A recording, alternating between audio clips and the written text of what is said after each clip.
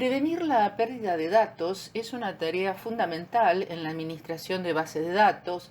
Las copias de seguridad son un mecanismo de recuperación con el cual los administradores pueden restaurar una base de datos que ha perdido información por cualquier circunstancia.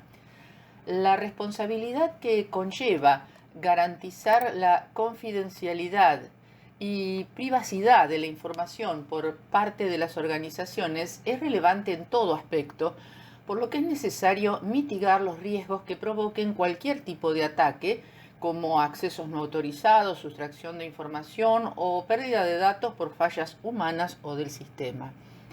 La protección de los datos debe llevarse a cabo contra fallos físicos, lógicos, humanos, intencionados o no, y cada uno debe ser tratado de forma distinta. Hay paradas catastróficas del sistema debido a errores de hardware o de software con la consecuente pérdida de contenido en la memoria, fallos del soporte físico que ocasionan la pérdida de la información guardada, errores de software de las aplicaciones que causan fallo en una o más transacciones, desastres físicos naturales como incendios, inundaciones o apagones, destrucción negligente o no intencionada de datos o instalaciones por operarios o usuarios y sabotaje o destrucción intencionada de los datos o del hardware. Es indispensable que en una organización se planifiquen estrategias que permitan anticipar la mayoría de los posibles desastres o fallos y así obtener una rápida recuperación mientras continúa operando. Para ello existen dos conceptos que son fundamentales y que influyen en este proceso. El Recovery Time Objective, que determina la mayor cantidad de tiempo que la organización está dispuesta a asumir en la restauración por un error o un fallo mientras una actividad se encuentra sin ejecutar, teniendo en cuenta que el impacto dentro de la operatividad del negocio será bajo, es decir, especifica la demora máxima hasta que el servicio de aplicaciones es restaurado. Y el Recovery Point Objective establece el volumen de datos en riesgo de pérdida que la organización está dispuesta a asumir, que dependerá de la cantidad de transacciones realizadas a la base de datos por unidad de tiempo. La recuperación puede requerir revertir a un punto consistente antes del fallo, descartando las actualizaciones emitidas después de ese punto de recuperación. El objetivo del punto de recuperación es definir la ventana de tiempo máxima permitida para las recientes actualizaciones que pueden perderse, que inclusive puede ser cero, o sea, ninguna pérdida es tolerable. La política de retención especifica la forma en que se gestionará la creación de backups de una base de datos, teniendo en cuenta los requerimientos por parte de la organización, es decir, que la frecuencia y el tipo de copia de seguridad se determinará principalmente con respecto a los cambios en la información. Debe determinarse a tal fin la redundancia, que establece un número fijo de backups que debe mantenerse. La recuperación de fallos equivale a una restauración de la base de datos a algún estado anterior, de modo que sea posible reconstruir un estado correcto, cercano al momento de fallo, a partir de tal estado anterior. Si hay daños físicos, el método de recuperación restaurará una copia anterior y reconstruiría el estado, rehaciendo las operaciones confirmadas restantes hasta el momento del fallo. Si la base de datos no presenta daños físicos, pero los datos se han vuelto inconsistentes, no es necesario restaurar una copia completa de la base, solo las últimas operaciones registradas que pudieran haber causado la inconsistencia. Se debe entonces deshacer operaciones y rehacerlas a fin de restaurar un estado consistente. Un sistema gestor de base de datos debe proporcionar las siguientes funcionalidades como ayuda a la recuperación. Un mecanismo de copia de seguridad mediante el cual se hagan copias de seguridad periódicas de la base de datos fuera de la base de datos. Facilidades de registro que mantengan el control del estado actual de las transacciones y de los cambios realizados en la base de datos. funcionalidad de puntos de comprobación, checkpoints, que permita que las actualizaciones de la base de datos que estén llevándose a cabo se hagan permanentes, y un gestor de recuperación que permita al sistema restaurar la base de datos a un estado coherente después del fallo. Las estrategias típicas de recuperación de una base de datos son básicamente tres: copias de respaldo en otros medios de almacenamiento, los backups; operaciones específicas de rehacer y deshacer; y registrar los movimientos realizados en un archivo diario o bitácora llamado log de las transacciones. El archivo log es una tabla de la base de datos que contiene una lista secuencial de todas las modificaciones a cada objeto de la base de datos. Es el administrador de la base de datos quien define qué datos son registrados, por ejemplo, fecha y hora, usuario, tabla accedida, operación realizada, terminal desde donde se conecta, etc., guardándose el estado anterior y posterior del objeto accedido. Contiene los datos completos de los cambios desde el último backup, y cada registro de cambio del log contiene el identificador de la transacción que ejecuta el cambio, el identificador del ítem de datos modificado, típicamente la ubicación en el disco, el valor viejo que fue sobrescrito, el valor nuevo luego de la escritura, y opcionalmente tiempo de comienzo de la transacción, tiempo del commit, o sea, cuando está la transacción confirmada, un tiempo de aborto, etc. En este esquema podemos seguir visualmente ese proceso. Cuando comienza una transacción T, se registra su inicio en el log guardándose el valor existente. Cuando todas las acciones de la transacción T se ejecutan exitosamente, se escribe el commit en el log con el nuevo valor. Y por último, se realizan las operaciones de escritura en la base de datos.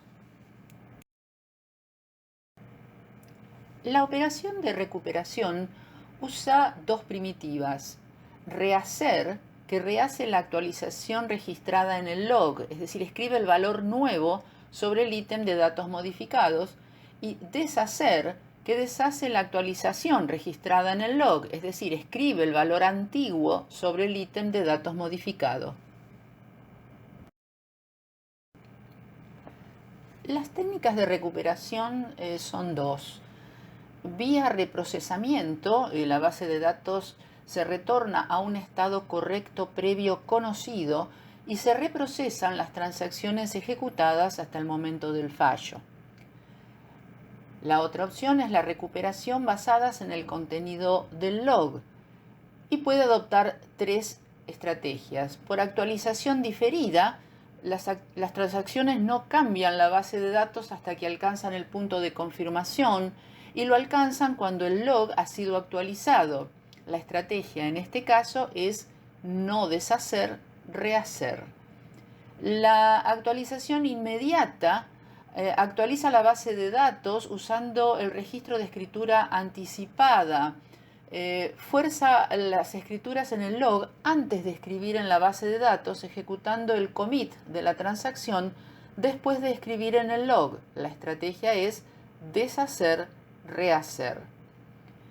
Y vía rollback o roll forward se salva la base de datos periódicamente y se mantiene un archivo log auxiliar con los cambios producidos en orden cronológico. Rollback deshace los cambios erróneos y reprocesa las transacciones válidas, y roll forward rehace los cambios en la base de datos usando datos salvados y transacciones válidas desde el último backup. Cuando se produce un fallo, debe determinarse qué transacciones hay que rehacer y cuáles hay que deshacer. La inspección del archivo log completo es costoso en tiempo, y muchas transacciones ya habrán estado confirmadas en la base de datos, es decir, ya son persistentes. Para reducir la carga de trabajo que implica la restauración, se utilizan los checkpoints. Un checkpoint registra un punto antes del cual el sistema gestor de la base de datos estaba en un estado consistente y todas las transacciones fueron confirmadas. Siguen el siguiente procedimiento: se graban todos los registros del log actualmente en memoria principal en un almacenamiento estable. Se graban en la base de datos todos los bloques de registros almacenados en el buffer y se escribe en el log entonces un registro de tipo checkpoint. Los algoritmos de recuperación son técnicas que garantizan las propiedades de atomicidad, consistencia y durabilidad de los datos a pesar de las fallas. Durante la recuperación diferida se consideran los siguientes pasos. 1. Recorrer hacia atrás desde el final del log hasta alcanzar el checkpoint más reciente. Continuar recorriendo hasta encontrar el momento de comienzo de control. 3. Considerar la parte del log que sigue a este registro. 4. Para todas las transacciones comenzadas desde el punto de control TC o después que no hayan registrado commit, ejecutar deshacer. Recorrer el log hacia adelante para todas las transacciones comenzadas desde el punto TC que hayan registrado commit, ejecutando rehacer.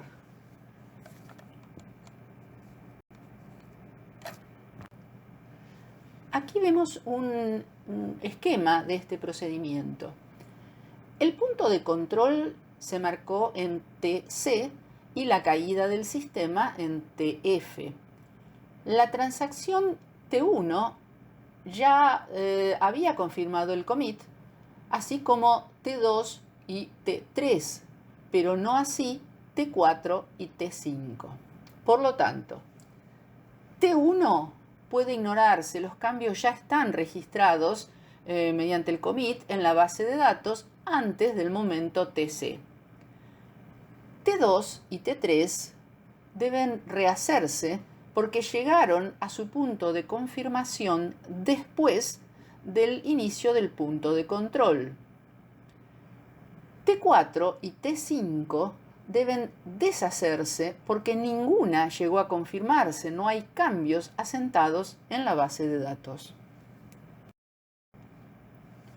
El backup es una copia de los datos originales que se realiza con el fin de disponer de un medio para recuperarlos en caso de pérdida. El objetivo principal de los backups es justamente preservar información por un periodo de tiempo determinado para ser recuperada y restaurada en caso de problemas o fallas que se presenten en la base de datos a nivel físico o lógico. La operación ideal consiste en que las copias de seguridad sean generadas sin necesidad de intervención manual. La automatización de dicho proceso disminuye la probabilidad de errores que dependan del factor humano. Tenemos los siguientes tipos de backups. La copia de seguridad parcial, el Partial Database Backup, es una copia de una parte de la base de datos. Se debe considerar que después de restaurar una copia de este tipo es necesario sincronizarla con el resto de la base de datos. El Whole Database Backup preserva todos los datos generados a la fecha desde el último archivo de control. Los archivos de control almacenan el estado de la estructura física de una base de datos. En ellos se guarda el estado actual de la base de datos y son utilizados para mantener la consistencia interna y guiar las operaciones de recuperación.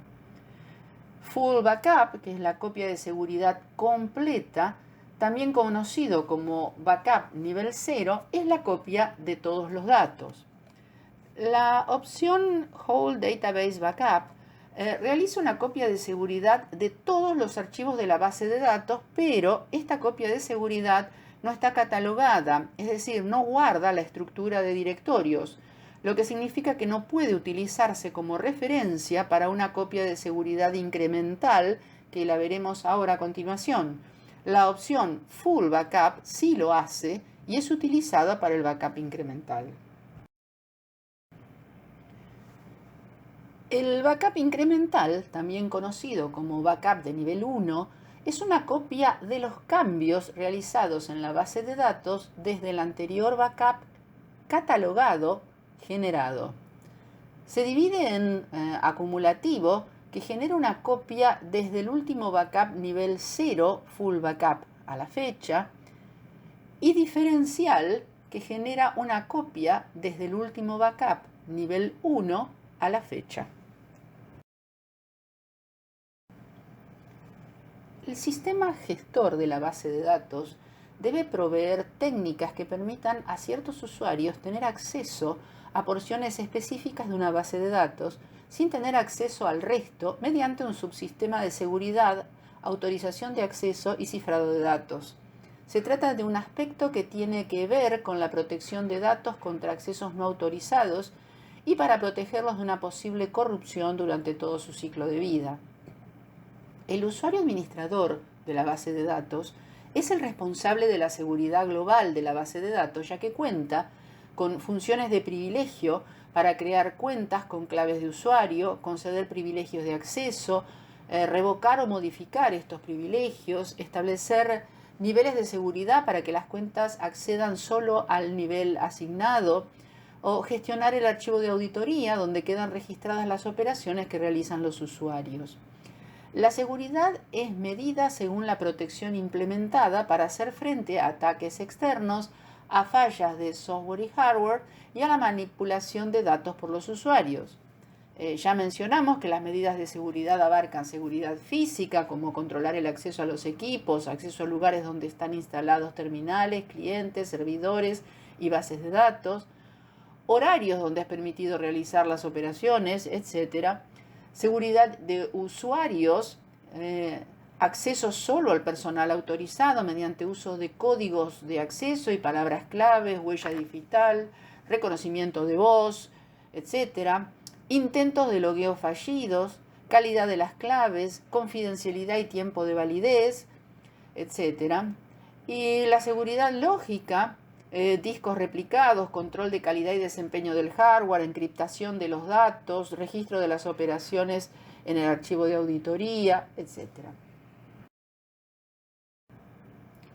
Los siguientes requisitos son esenciales para la seguridad de una base de datos. El sistema debe tener capacidad para verificar que sus acciones han sido autorizadas. Las acciones de los usuarios deben ser supervisadas de modo tal que pueda descubrirse cualquier acción indebida o errónea. Ningún sistema puede evitar de manera absoluta las intromisiones malintencionadas, pero es posible hacer que resulte muy difícil eludir los controles. El sistema debe diseñarse entonces a pruebas de intromisiones. Los programadores, por ingeniosos que sean, no deben poder pasar por alto estos controles. Los datos deben poder ser sometidos a procesos de auditoría.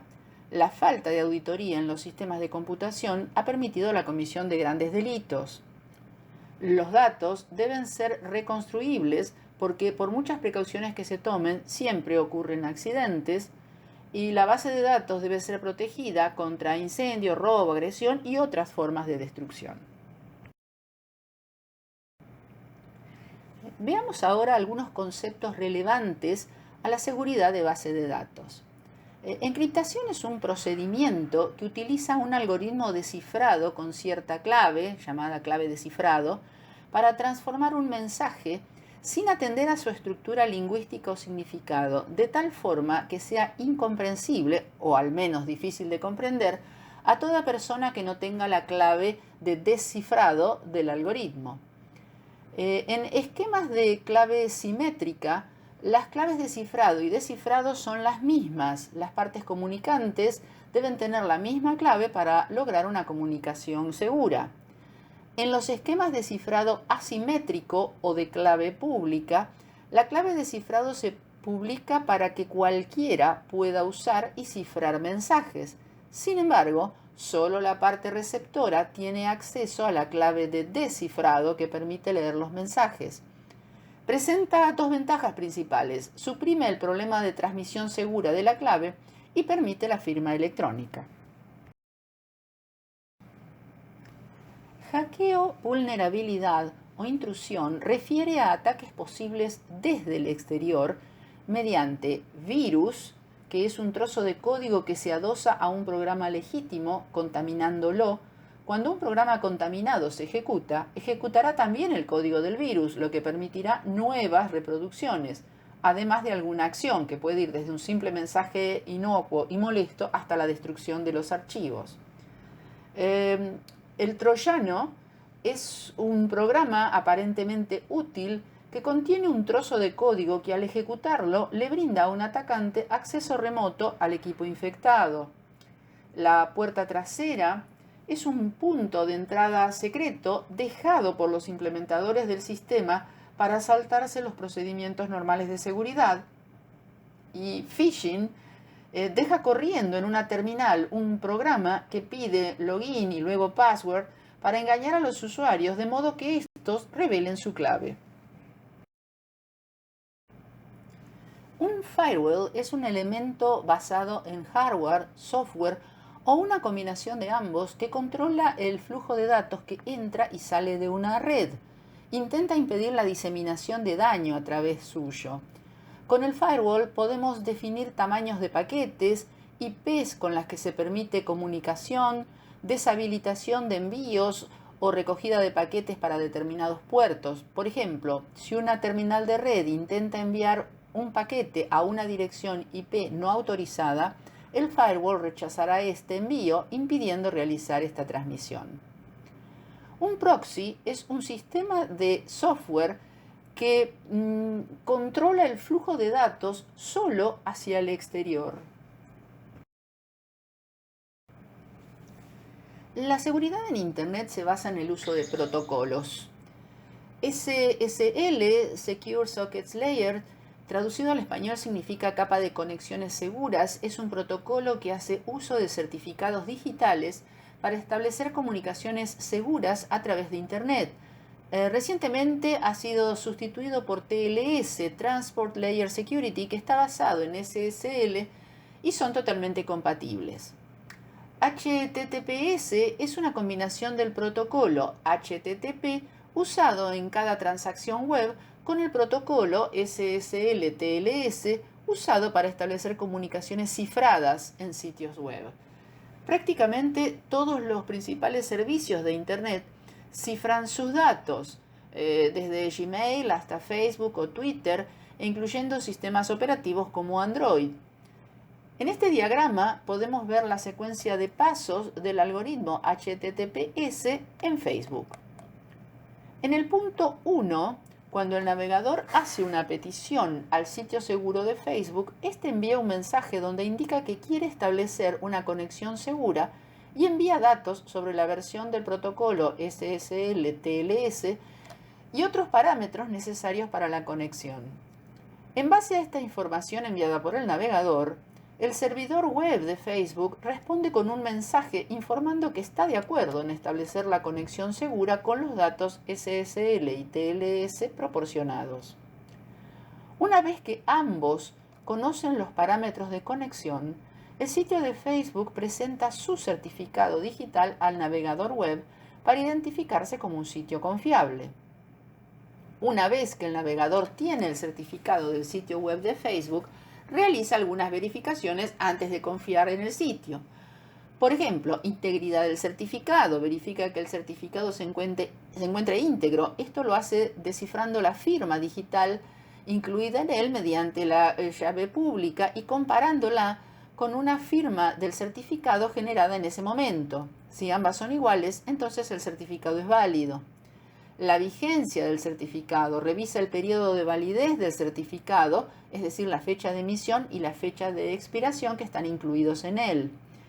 Verifica el emisor del certificado haciendo uso de una lista de certificados almacenados y que contiene las claves públicas conocidas y de confianza. Con base a esta lista, el navegador revisa que el certificado sea de confianza. De no serlo, el navegador mostrará una advertencia indicando que el certificado fue emitido por una entidad en la cual no se confía. Una vez que el certificado cumplió con todas las pruebas del navegador, se establece la conexión segura al sitio web.